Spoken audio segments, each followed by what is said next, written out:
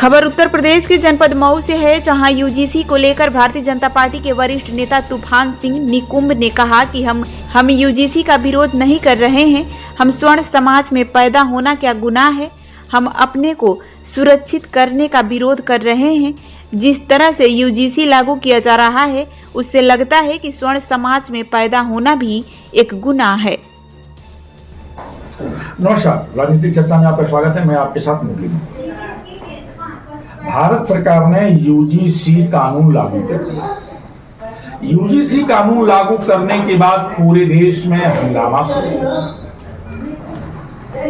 UGC कानून एक ऐसा कानून था जिसकी वजह से छात्रों को, जो बड़े बिरादरी के छात्र हैं, जो सवर्ण बिरादरी के छात्र हैं, उनके लिए काफी बड़ी समस्या हुई।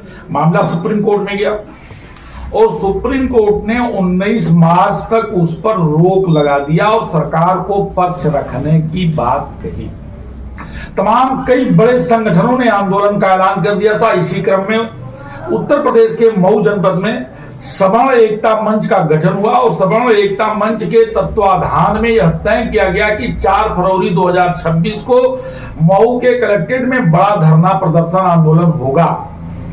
उसके बाद ही सुप्रीम कोर्ट में 19 मार्च तक रोक लगा दिया गया और रोक लगते ही इस आंदोलन को स्थगित कर दिया गया। लेकिन आंशिक आंदोलन की तैयारी शुरू रही और यह तय किया गया कि 4 फरवरी को हम लोग महामहिम राष्ट्रपति महोदया के नाम यूजीसी कानून को खत्म करने के लिए ज्ञापन सौंपेंगे। आज उसी पे बातचीत करने के लिए हमारे साथ जो है भारतीय जनता पार्टी के वरिष्ठ नेता तूफान सिंह निकुंभ मुझे जुड़ चुके हैं। आपका बहुत बहुत स्वागत है। बहुत बहुत। यूजीसी को लेकर के जिस तरह से पूरे देश में माहौल खड़ा हो रहा था और सुप्रीम कोर्ट ने रोक लगा दिया, उसके बावजूद भी कब 4 तारीख को ज्ञापन सौंपा जाएगा, इसके बारे में आपका क्या कहना है? देखिए, सवर्ण समाज इस कानून का विरोध नहीं कर रहा है। जो एक समाज में भ्रांतियां फैलाई जा रही है कि सवर्ण समाज पिछड़ों का विरोध कर रहा है, दलितों का विरोध कर रहा है।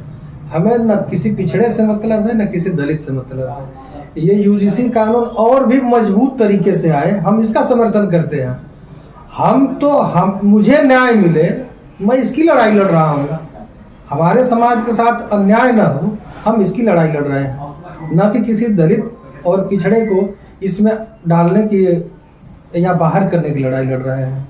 4 तारीख का दिन हमारे यहाँ के सारे सवर्ण भाइयों ने तय किया है, तो 4 तारीख को हम शांतिपूर्ण तरीके से सांकेतिक रूप में कलेक्ट्रेट परिसर में जाकर और राष्ट्रपति महोदया के नाम से ज्ञापन सौंपा जाएगा। आपको नहीं लगता कि जो ये कानून लाया गया है, निश्चित तौर पे सवर्ण समाज के जो बच्चे हैं उनका बड़ा नुकसान हो जाएगा?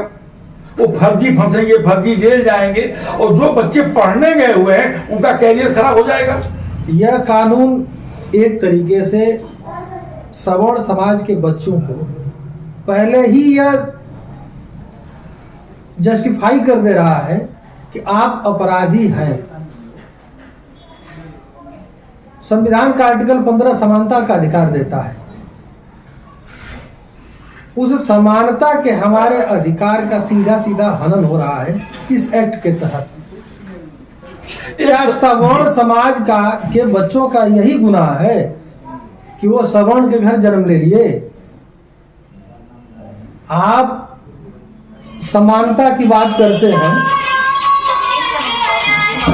आप समानता की बात करते हैं, लेकिन यह कानून सीधे सीधे समाज को 2 भागों में बांट रहा है, एक अगड़ा और दूसरा दलित और पिछड़ा के नाम से। क्या कैंपस की स्थितियां इस तरीके से होती है जो आज हमें इस कानून के रूप में बताया जा रहा है?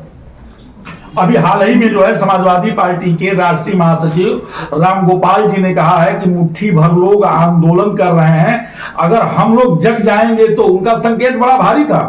तो सरकार एकदम मुहाने पर आके खड़ी हो गई है। अगर कानून वापस लेती है तो पिछड़े समाज के लोग अगर आंदोलन करते हैं तो बड़ी क्रांति होगी। अगर कानून वापस नहीं होता है और अगड़े समाज के लोग अगर आंदोलन करते हैं तब भी भ्रांतियां, स्थितियां बड़ी खराब हो सकती हैं।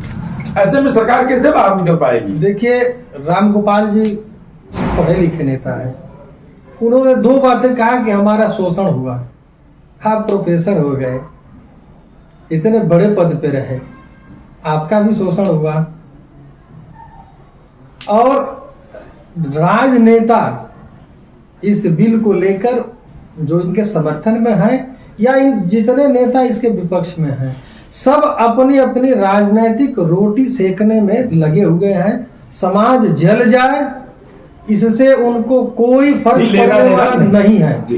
तो आप सुन रहे थे तूफान सिंह निकुंभ जी को, जो भारतीय जनता पार्टी के वरिष्ठ नेता हैं। आपका स्पष्ट कहना था कि जो भी नेता है वो राजनीतिक रोटी सेकने पर लगे हुए हैं। किसी को भी जो है समाज में क्या हो रहा है, समाज में क्या कुरीतियां आएंगी, समाज बट जाएगा, समाज में जो है दंगे फसाद होंगे, इससे किसी का कुछ लेना देना नहीं है। मुरली के साथ प्रिंस की खास रिपोर्ट में। धन्यवाद।